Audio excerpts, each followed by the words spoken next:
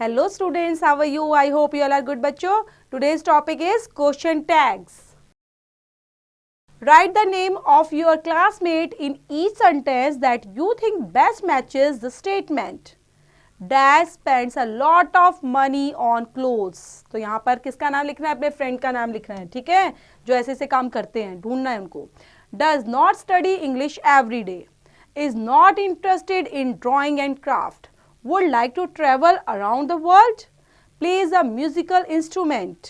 Is feeling sleepy at the moment. Has not been on holiday this year. Can play football really well. Now, ask your classmates tag questions to see if each statement is right or wrong in respect of them. Award yourselves 1 point for each correct statement. For example, अब आपने कैसे पूछना है? You spend a lot of money on clothes, don't you?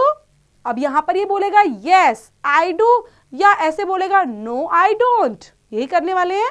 Then some brief questions such as don't you, aren't they, does she, act are something used at the end of the statement usually to ask for reassurance whether the statements are correct or not. यही होता है कि हमारी जो statement है, हमने एक बोल दिया है तो हम कंफर्मेशन मांगते हैं कि यह सही है या नहीं है, ऐसा करोगे या नहीं करोगे, जाओगे या नहीं जाओगे.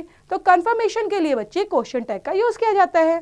Then sometimes a speaker finish his statement with a short question to see if the listeners agrees with him not. This short question is called a question tag. इन्हीं short question को हम question tag के नाम से जानते हैं. For example, the moon is shining bright, isn't it? You will retire from service next year, won't you? In the above sentences, the colored part at the end of the normal sentence make the declaration sentence as apparent question. These are question tags. A question tag is used to agree or confirm what the speaker is telling. Generally, it is used more often in speech than in writing. We can follow some simple rules to form them. यहाँ पर ये किस लिए use किए जाते हैं बच्चे? Writing के लिए. जैसे हम बोलते टाइम क्या करते हैं? पोज लेते हैं, है ना, राइटिंग में यूज करते हैं, स्पीकिंग में यूज करते हैं. तो यहाँ पर मेनली जो यूज किया जाता है वो स्पीकर के थ्रू यूज किया जाता है कंफर्मेशन के लिए और एग्रीमेंट के लिए. If there is an auxiliary verb in a sentence, a question tag is formed with it. For example, you have a red pen, haven't you? She is pretty, isn't she? They are not coming here today, are they? I shall not peep into his window, shall I?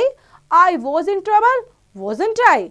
आप देख रहे हो बच्चे, आपने एक चीज notice की होगी कि ये जो फर्स्ट सेंटेंस है हमारा अगर नॉट में आया है, फर्स्ट सेंटेंस आप नोटिस करना नॉट में है, देन हम बाद में क्या कर रहे हैं? उसको पॉजिटिव में ला रहे हैं कंफर्मेशन के लिए, आर दे. लेकिन जो हमारा पहले से ही पॉजिटिव में है, आई वॉज इन ट्रबल, तो हमने उसको कंफर्मेशन के लिए क्वेश्चन टैग उसके लिए नेगेटिव यूज किया है और इसी हेल्पिंग वर्ब को यूज किया है, वॉज को ही, लेकिन आगे कंफर्मेशन के लिए हमने उसको नेगेटिव बना दिया है. If there is no auxiliary verb in the sentence, the adequate form of do is used. For example, the drag of sack along the ground. Don't they? A hen lays eggs in the morning, doesn't it? You went to see her yesterday, didn't you? We make this type of curtains, don't we? He spent all his money, didn't he?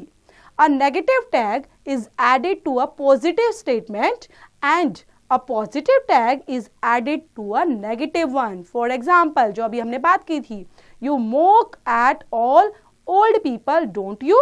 I have not seen this film yet, have I?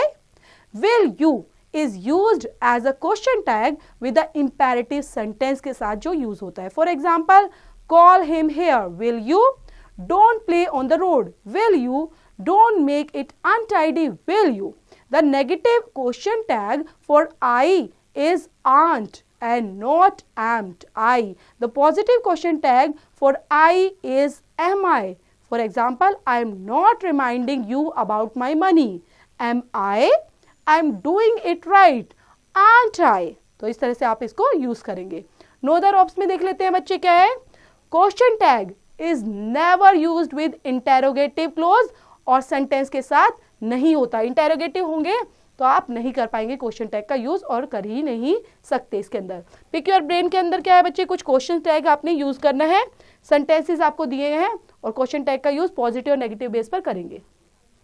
Next exercise भी है बच्चे, read the situation, then आपने क्या करना है, with the question tag के साथ इनको कंप्लीट करना है। तो क्वेश्चन टैग बहुत इजी होते हैं बच्चे, बस फर्स्ट स्टेटमेंट को ध्यान रखना है, हेल्पिंग वर्ब को ध्यान रखना है, और फिर आपने कंप्लीट करना है। पहली पॉजिटिव है फर्स्ट स्टेटमेंट तो नेगेटिव में आएगा, नेगेटिव पहले से ही है देन पॉजिटिव में चेंज कर दो उसको क्वेश्चन टैग को।